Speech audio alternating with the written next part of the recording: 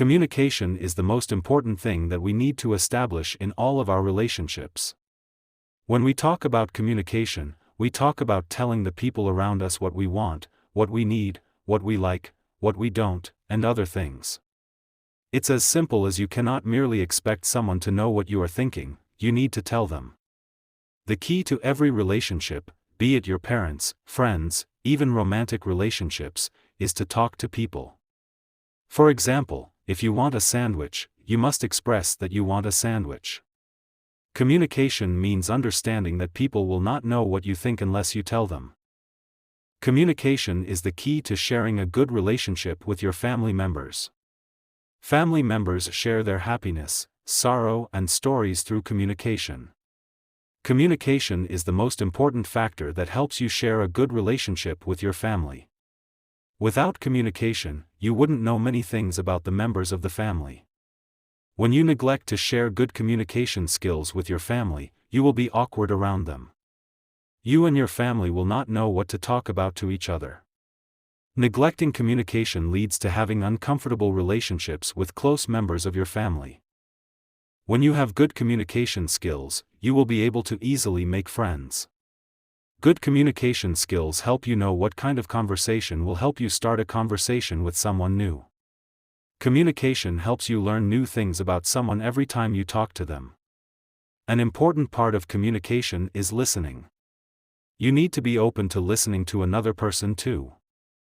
Communication is the most critical thing that acts as a base for any relationship. The main problems and conflicts we are faced with in any kind of relationship, whether it is with your parents, siblings, friends, spouses, significant other, etc., are either lack of communication or improper communication. We have the most problems in life when we do not communicate with each other properly. At home, we have so many fights with our siblings and family, simply because either we didn't tell them what we want or used the wrong means to do so. The importance of communication comes in here to show us how it is vital to good family life and good relationships with our parents and siblings. Even with our friends, we may sometimes get into misunderstandings and huge fights with our significant others, because we are most often too nervous about explaining how we feel to other people. It is of utmost importance to learn how to express what we feel, because otherwise, it will be very easy to destroy all of our relationships and also for people to walk all over us. Neither of those options seems very great, so it's best to learn the importance of communication and inculcate it in our lives. Communication and human life go hand in hand because human life and social life go hand in hand.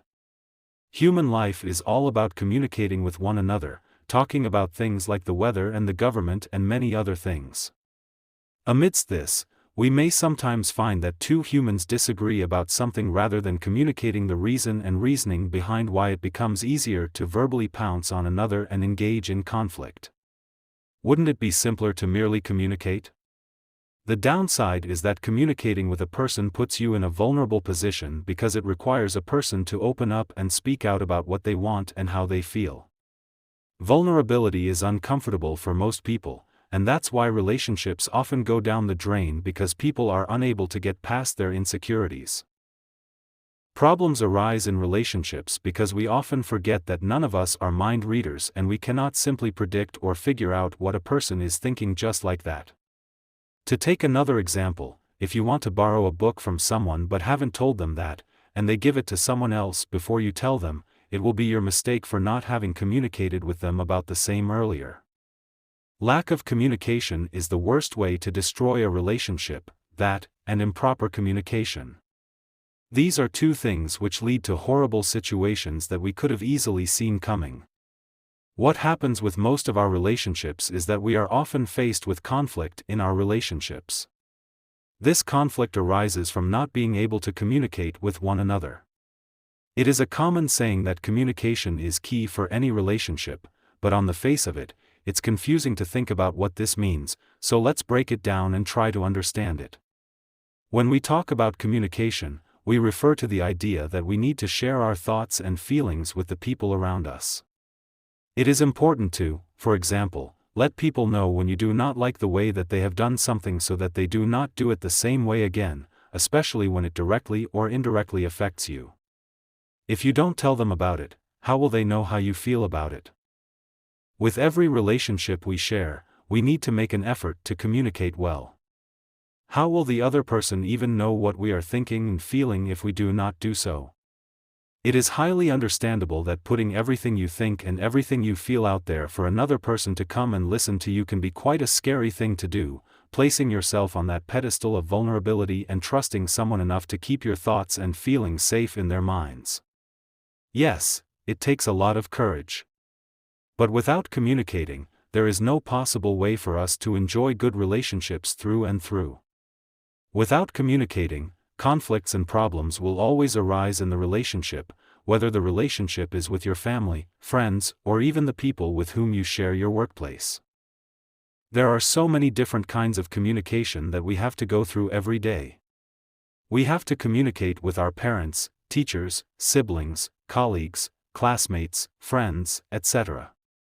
We even have to communicate with people we don't even know, such as the bus conductor to buy a ticket from him when we are going somewhere, or asking someone for directions on the road when we are lost, some or another form of communication. However, this is just everyday communication, and there's much more to communication and just how important it is in incidents which are closer to our personal lives. We must all learn how to communicate with one another because life can become very difficult for all of us without communicating. As mentioned before, humans and their social lives go hand in hand. We are social creatures by creation. We are born into and live with our families, interact with people in educational and occupational institutions, and have people around us all the time, no matter where we are.